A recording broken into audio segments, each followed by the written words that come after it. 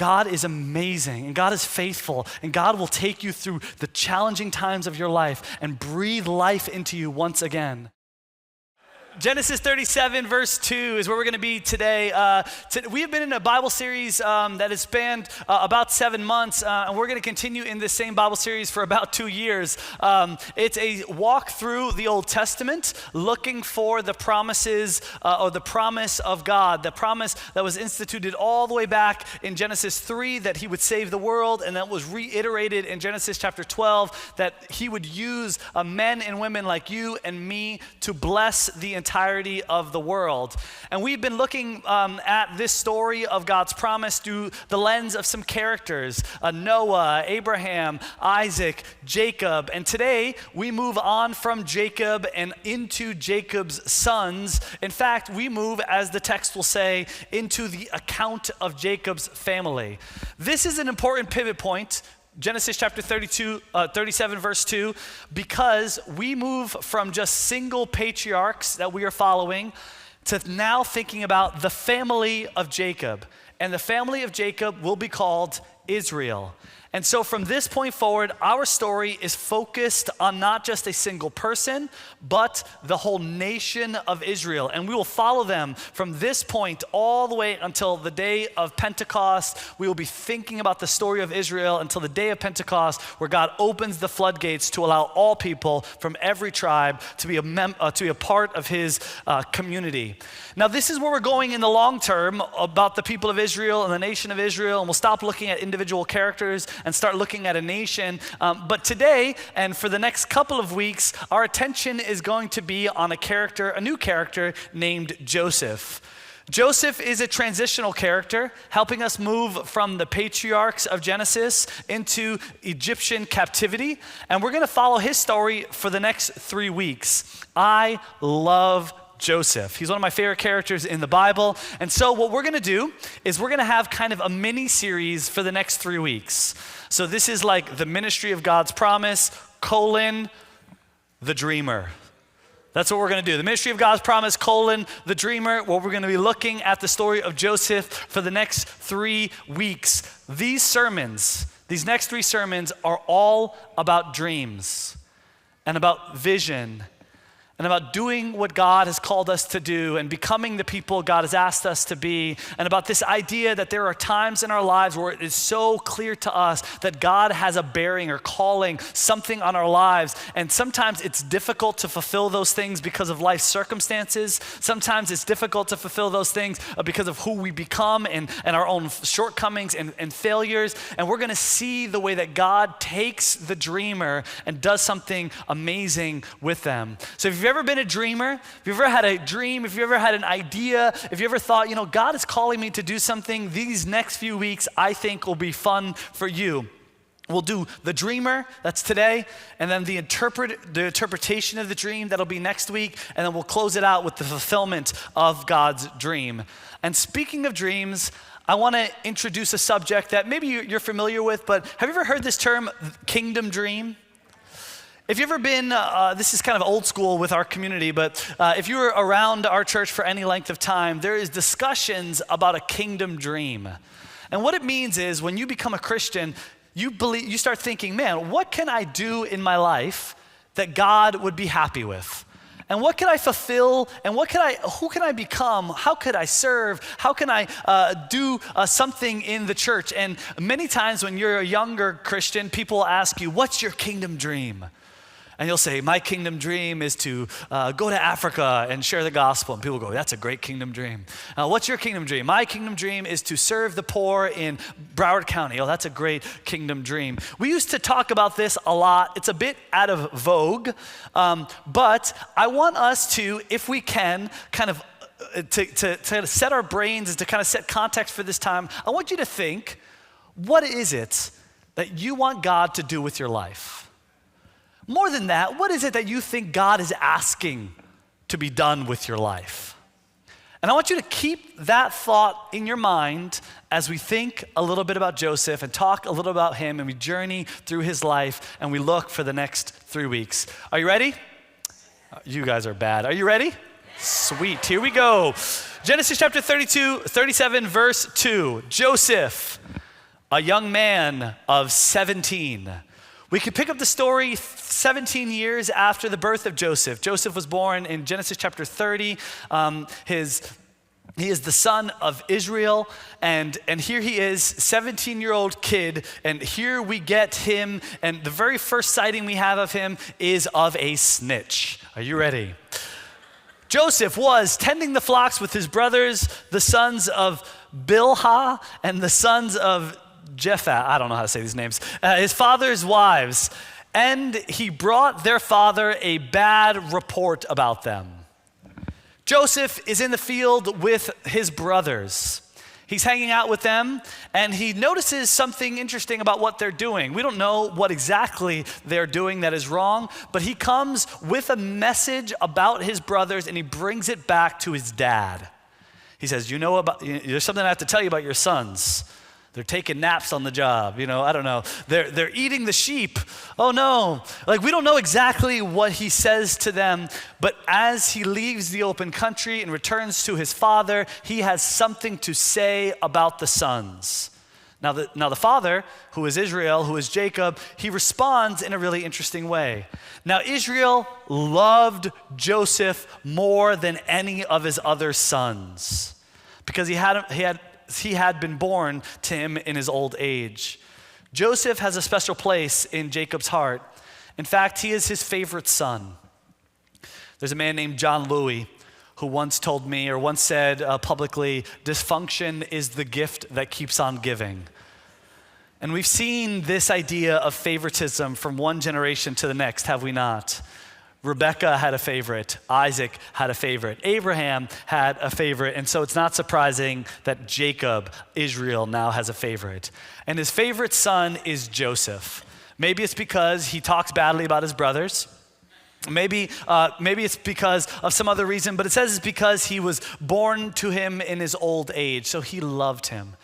And he loved him so much that he wanted to make his love for him manifest in a visual way. And it says this, that he made him an ornamental robe. He made an ornamental robe for him. This is the classic Joseph, the coat of many colors. Someone said earlier in today's service, I dressed the part this morning. He said, I want to show you how special you are. And so here is a gift. I want to express my favoritism to you in a visual way so that all of your brothers will see that you are my favorite. Now, I'm not sure if he thought this would be helpful for his relationship with his brothers, but it did not produce, if he thought it was, what he hoped it would. Verse 4, when his brothers saw, because they could see the dress, that their father loved him more than any others, they hated him and could not speak a kind word to him. The robe, a visual illustration of his father's favoritism, is shown to his brothers, and his brothers cannot even bear him. They can't bear him. And so far in the narrative, everything that Joseph has done and everything that he has received has not served to unite his brothers, but to alienate them from him. So far, he has come, tattletaled on them, and now he is wearing an outfit showing, look, brothers, look what dad made me. Isn't this amazing? And they hate him all the more. But it actually gets worse. That's the setting. Next verse. This is the 17-year-old brother who now goes back to his brother, 17-year-old Joseph, who goes back to his brothers with a clear sign of favoritism being worn. And then it says, Joseph had a dream. Joseph is a dreamer. And we're told that he then tells his brothers. He's not just a dreamer, he's not just the favorite, but he also lacks a bit of self-awareness. So he goes to his brothers and he urges them, hey, I have a dream. Brothers, I had a dream. And it says they hated him all the more. They hated him all the more. Here's this brother. He tells on us, he wears these ornamental robes, and he's also a dreamer, and he wants to tell us his dream. What could this dream be about? Verse 6. He said to them, listen to this dream I had. We were binding sheaves of grain out in the field when suddenly my sheaves rose and stood upright while your sheaves gathered around mine and bowed down to it. He's out in the grain field gathering sheaves, and my group, my set of grain stands tall, and yours bow down to me. This is a picture I found online, sort of the image. This is what they would look like. This is what these little grain sheaves would look like. And he says, mine would stand upright, and yours would lay prostrate before me. They're all gathered around me. That's the dream I had. Joseph makes no attempt to interpret the dream, analyze the dream. He's a narrator, not a commentator. But we understand what this dream is supposed to mean. It's what the brothers thought it was going to mean. Verse 8, his brother said to him, do you intend to reign over us? Will you actually rule us?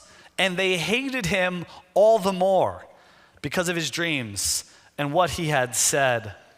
They understood the dream as a prophecy that Joseph was saying, you are going to be my subjects and I will be your master.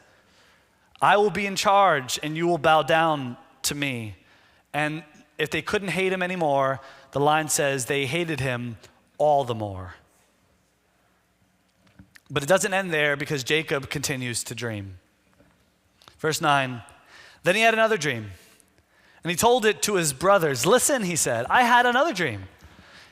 And this time the sun and the moon and the 11 stars were bowing down to me. When he told his father as well and his brothers, his father rebuked him and said, what is this dream you had? Will your mother and I and your brothers actually come and bow down to the ground before you? His brothers were jealous of him, but his father, who was a dreamer before, kept this matter in mind. Sometime later, he tells of another dream. This time it's not just his brothers bowing down, but it's his father and his mother as well. Joseph's mother, Rachel, has been dead since chapter 35, so this is kind of a weird inclusion to this. But that's the dream he has. One day, sometime in the future, all of you will bow down to me. Here's what's going to happen. I'm going to be in a position of authority over all of you, and you will come and you will be my subjects. His brothers hate this vision, but his father keeps it in mind. Again, his father having once been a dreamer himself. So quick review.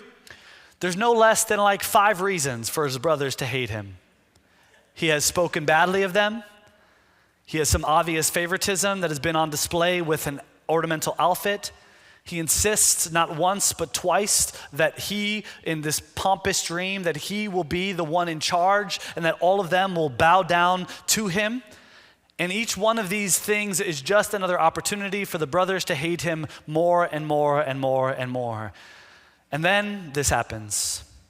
Now the brothers had gone to graze their father's flock near Shechem. This is about 20 miles or so from where their home is.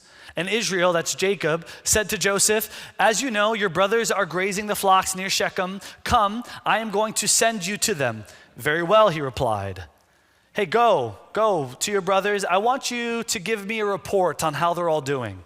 Verse 14, he said to him, go and see if all is well. Because last time, you said they were eating the sheep, or you said they were sleeping, or you said whatever you were saying. So just make sure they're doing okay.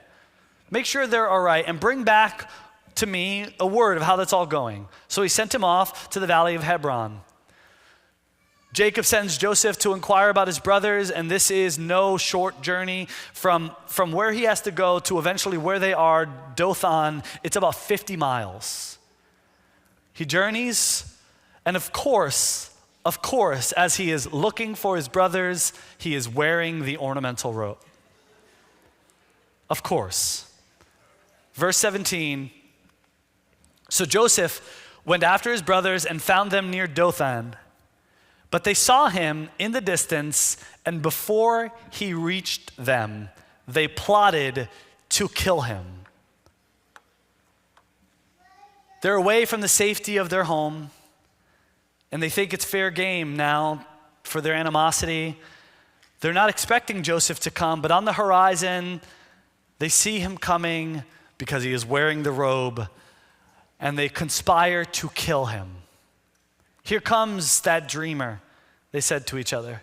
Here comes that dreamer. Here comes the boy who said that he would be superior to us. Here he comes. And remember what he said? Yeah, that we are going to bow down to him, that he's going to be high and that we will be low. That was the dream. It says, come, let us kill him and throw him into one of these cisterns and say that a ferocious animal devoured him. Then we'll see what comes of his dream. A cistern is a pit shaped like a bottle with a small opening on the top that would be covered by a stone, and they would put water in it. They would plaster the walls and then put water in it as a place to hold water. And what they say is, hey, there's an empty cistern over there. Let's kill him, and then let's throw him into the pit. And then we'll say that a ferocious wolf came or a ferocious animal came and devoured him. And then we'll see that his dream could not come true. Why can his dream not come true? Well, because he's dead. And also because we are above him looking down at him because now he's in a pit. They're mad about lots of things with Joseph, but they're mostly mad at his dream. They're mostly frustrated with the prophecy that he was given. Reuben speaks up to try to defend his brother, but he defends him in a really strange way. He says this, when Reuben heard this, he tried to rescue him from their hands. Let's not take his life, so let's not kill him and then throw him into the cistern. Don't shed any blood. Instead, throw him into the cistern here in the wilderness. So let's not kill him. Let's instead torture him by throwing him into a pit. That would be better. But don't lay a hand on him, Reuben said this, to rescue him. So he thought he would come back later and kind of pull him out from the cistern. So when Joseph came to his brothers, they stripped him of his robe, the ornate robe he was wearing, and they took him and threw him into the cistern. The cistern was empty. There was no water in it. Joseph's chances of escaping by himself are minimal, and so they intend to kill him. And here it is. We're actually going to stop the story here, and we'll pick up the rest of it next week. But this is the introduction of a dreamer. If you've ever been a dreamer, you've experienced this. You've experienced the highs of dreams and the lows of disillusionment. The dreamer to pit dweller is what this is, but I want to show you how it all ends so that we can make kind of an important clarification or important point. In Genesis chapter 42, what ends up happening is, and we'll talk about this next week, Joseph actually gets pulled out from the pit and is sold into slavery. He's sold into slavery. He lives as a slave for many years. Eventually, he works his way up because he can interpret dreams. He works his way out of that whole slavery system and becomes the second in command in Egypt. And then it says this is towards the end of Joseph's life. Now Joseph was the governor of the land, that's of Egypt, the person who had sold grain to all its people. So when Joseph's brothers arrived, they bowed down to him with their faces to the ground. The story ends exactly as Joseph said it would. But I want us to notice something about his journey. I want you to notice something about the journey of Joseph, but also about the journey of any dreamer, the journey of anybody who's been called to do something wonderful for God. There's an interesting story about the way that dreams work in the economy of God. First, I want to tell you a little bit about the adage of the story of a hero. You've heard of the old writing adage, the hero's journey. If you've ever written a book or tried to write a book, there's a parabola in the way you're supposed to tell the story of a hero. It goes like this. You start as a boy. The character starts as a boy or as a girl. They are Frodo. And they're just in the Shire. If you ever watched Lord of the Rings, you should if you haven't. Read the books, they're wonderful. They start as a boy, you are Harry Potter, you have nothing. You're just a little, you're a dweeb. And eventually, over time, you gain respect and you gain your heroicism, you journey and you go through difficult times, but at the end, you become, towards the end of the book, you become a hero. You slay the dragon, you defeat the giant, if you kill Voldemort, you throw the ring into the mountain. That whole thing happens. And at the end of the story, you go back to the place you were, but this time you're a veteran and you rest. That's the way it works, right? At this time you return to the Shire, but now you're a wise man. You're like Bilbo, you returned, or you're like Harry Potter who marries, I forgot who he marries. It's not Ginny, you marry Ginny, and you return back, and you've learned and you have children and everything's okay. This is the way the hero's journey works. What I've noticed is that the dreamer's journey is exactly the opposite. In fact, it looks like a pit. This is the way the dreamer's journey works. You start as a dreamer. On this side, you're idealistic. If you've ever had a dream, you know this feeling. You believe that anything is possible. When you're that young Christian and someone comes to you and says, what's your kingdom dream? You're like, I'm gonna do this. You believe it's going to happen. You believe it's all possible. You believe that your brothers will bow. You believe that your life will have great impact. You're a new Christian and you think you can change the world. God's gonna do something amazing with you. Your life is gonna have impact. Something's gonna take shape and God's gonna use you to do something awesome, and you don't just feel it, you believe it, you know it's going to happen. And it's this adolescent faith. It's not bad, it's exciting in fact. It's amazing to have it. You feel it. If this ever happened to you, it's not arrogant when you start talking about it, because you know it's gonna happen. You're like, God is going to use me. And it's amazing. It's not because I'm great, but because He's great. You know, God's gonna use me to save my family. God's gonna take the gospel message and gonna help me impart it into my kids, and my kids are gonna become Christians, and they're gonna change the world for Jesus. It's gonna be awesome. I just became a Christian, and I know that God is gonna help restore that marriage that was broken.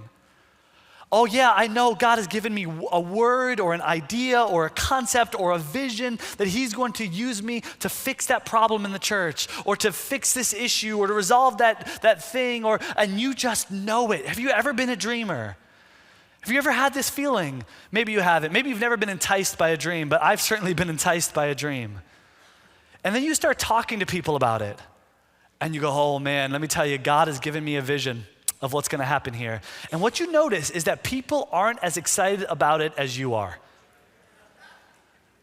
And you start talking about it, and they're like, cool, bro. That sounds great. And then the thing you thought was gonna happen, you start seeing it's not really happening. And a week goes by, and a month goes by, and a year goes by, and a season goes by. And all of a sudden, it feels like you're in a pit, because you've been disillusioned. Your heart is sick. The visions are gone, and you're thinking, maybe that wasn't me. Maybe it was all a lie. You have confusion, and you're frustrated, and you're afraid, and you kind of lose yourself in that pit, because your identity was tied to that vision.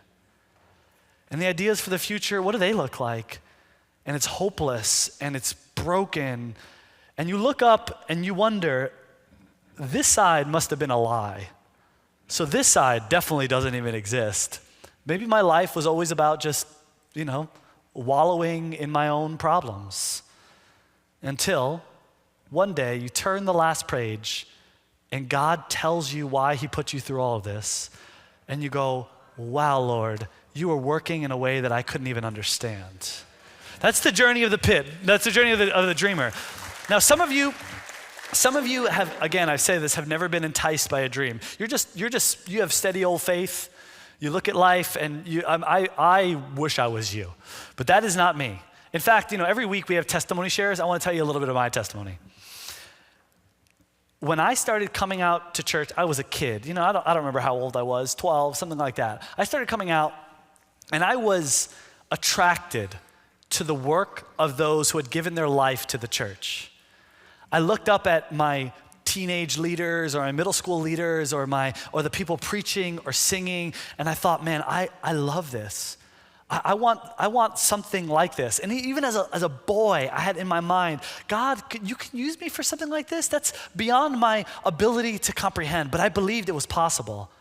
And I remember I was one of the few kids that loved to sing, and I would clap with the songs, and I would be sitting back there, and I even looked around, I saw people taking notes, so I tried to take my own notes. I was all about it. I remember them asking me to stand up on stage and share a bit at a church like this and go, hey, whatever I said. And I imagine that's what I said. I had all these like ideas about what I could do. And in fact, it was not just that it came in my mind, but I remember going to big services and big conferences and thinking to myself, you know what? I pray and I think God could use me for something like that. And one day I remember, I was young, and at the end of a church service, I sat outside. We had a little, like a church steps. And I sat outside the church steps, and I was thinking to myself, man, I could be used for something. I forgot what the lesson was about, but the person preaching was a guy named Steve Johnson. And I remember listening, going, yes, I could, that would be awesome. God could use me, whatever. And I sat there, and Steve Johnson, this big time leader, this guy who knew it all, who was an idol for me, not like in a bad way, but like a person who I looked up to, sat beside me, and I'm a kid. I don't know how old I am, but he sits beside me, and he says, what's your kingdom dream? And I say, I think I want to be used by God to help people or something like that. And he was like, Tony, I think you're going to preach to a generation, and you're going to inspire a generation. And I'm like, wow, that's amazing. That's incredible. And here is not just my little dream, but also someone instilled in me a dream. I'm thinking, wow, this is great. And I became a Christian. I followed Jesus, and I did well for my high school career. And then eventually I went to college. And then I lost my way. And I lost my faith. And I left the church. I left my first love. And every once in a while, as I was, in a pit of my own despair, I would look back up and remember some of the stuff that I had thought was going to happen in my life. I mean, exactly. And I remember just the despair.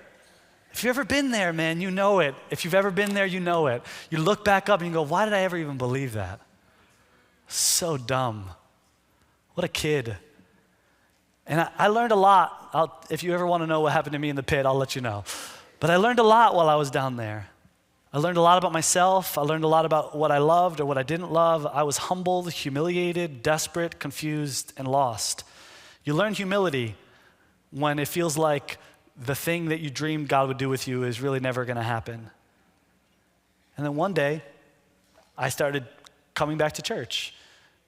And God brought me opportunities to help in small ways. And I didn't think I was going to do anything. I thought I was just going to be a churchgoer. I was going to sit, and I was going to do my work, and I was going to attend and fight and try. But I had already given up that whole thing by my actions. I had turned my back on God. I had belittled the kingdom. I had spoken terrible things about God and his church. I had lost the right of being used. And I believe that at that time, and I still even today, I'm blown away by it. And one day, I remember speaking at one of those big conferences that had inspired me in my youth. And I remember getting the invitation to speak at one of those conferences and thinking, no way. And then getting up to speak, and at this particular conference, somebody was in attendance that surprised me. It was Steve Johnson. And I finished speaking, and I got great feedback from people listening to me saying, thank you. It was very encouraging, inspiring, and all that. And there was, thousands of people who wanted to, engage. And at the end of it, I remember finding one person. I wanted to find Steve. I went over to Steve, and I said, hey, Steve. He said, great job, Tony, pat on my back. I said, Steve, do you remember us sitting on the pews of that church in Rockland County, and you telling me that one day I was going to preach to a generation? And Steve looked at me, full transparency. I remember exactly what he said. He said, Tony, I said that to every kid.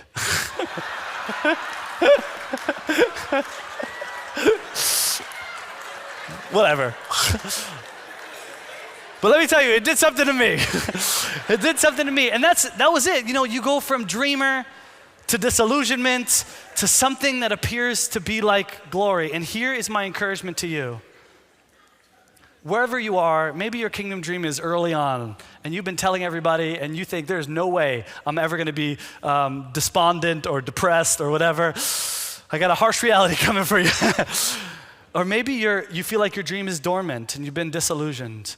Or maybe you feel like a chapter of your life has been realized. I wanna encourage you that wherever you are, and in particular, if you're down here, I wanna remind you that God is faithful.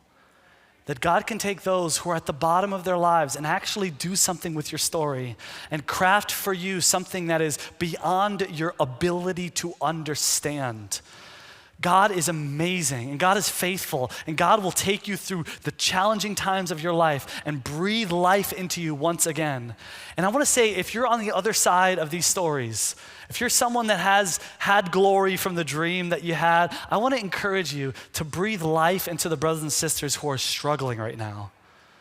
If you're like Jacob, I want you to keep in mind the dreams you heard from brothers and sisters and remind them that God can still use them for something great.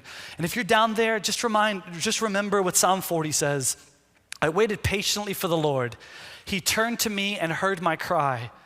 He lifted me out of the slimy pit, out of the mud and the mire. He set my feet on the rock and gave me a firm place to stand. Maybe you put yourself down there, or maybe life circumstances have put you down there, but if you cry out to him, you will be heard. And you will go from a moment of sorrow and frustration to, I believe God wants to take all of our journeys and bring us to something where we can see glory in our lives and also in the life to come, eternal life.